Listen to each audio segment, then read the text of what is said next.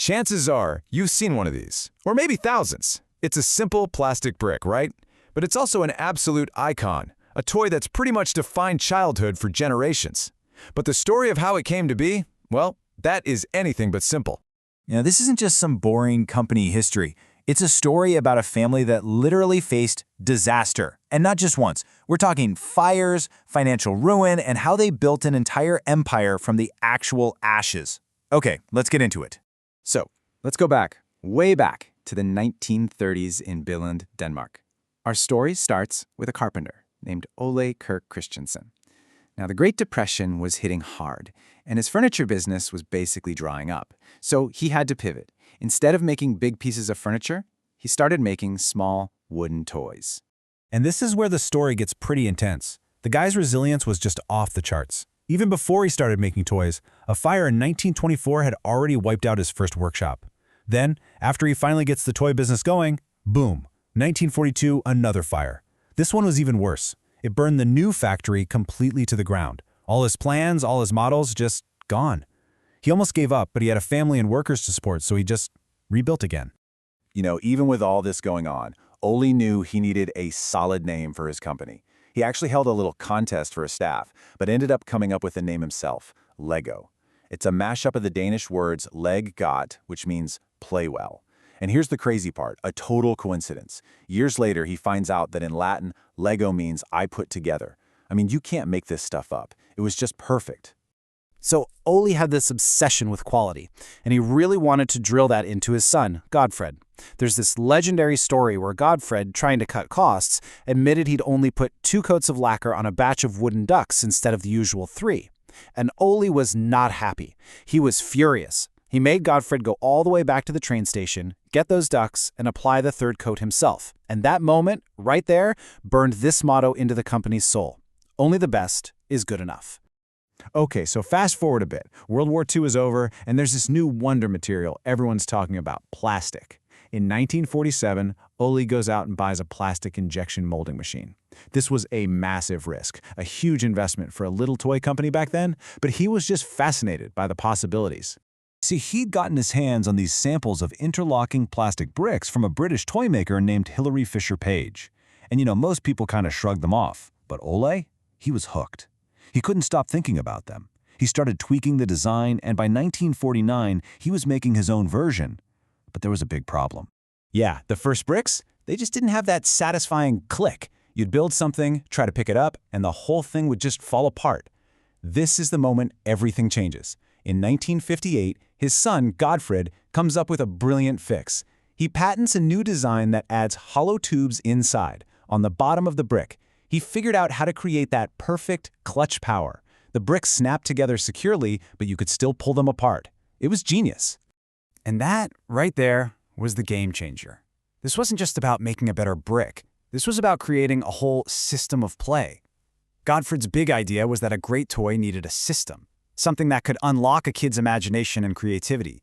And with that new clutch power, the possibilities were finally, actually endless.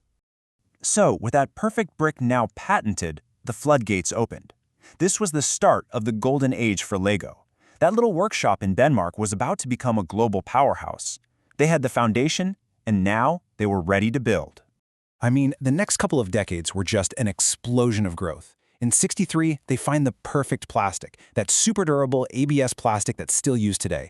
Then, '68, the first Legoland park opens. In '69, they roll out Duplo for younger kids, and here's the cool part, it was designed to fit perfectly with the regular bricks. And then the big one, 1978. The little minifigure with the smiley face and movable arms arrives, ready to populate all those Lego worlds. But then, the 90s hit, and something went seriously wrong. The company that was built on this one simple, genius idea, well, they started to forget what that idea was. The whole empire began to shake. They just started chasing everything. Jewelry, action figures, theme parks, you name it. They totally lost focus on the brick. And worse, the sets themselves got kind of lame. They became way too simple with fewer bricks, and that really alienated their biggest fans. They even got rid of classics like the Pirates theme. And the result of all this? In 1998, for the first time ever, Lego lost money. But that was just the beginning of the slide. By 2004, it was a full-blown crisis. The company was just bleeding money. We're talking a massive loss of £174 million. They were on the brink of going under, for real. So how did it get so bad? You know, an executive at the time, Mads Nipper, he basically just came out and said it. We failed. They'd missed what kids wanted. The company that was all about innovation had just stopped innovating in the right ways. But remember those fires from the beginning? Just like then, the company refused to give up. They were going to rebuild. And the comeback started with a huge, monumental decision in 2004. For the first time ever, they appointed a CEO from outside the founding family, a guy named Jürgen Vig Knudstorp. And his recovery plan? It was bold. It was exactly what they needed. First, new CEO. Second, they made the tough call to sell off the Legoland parks to get some cash.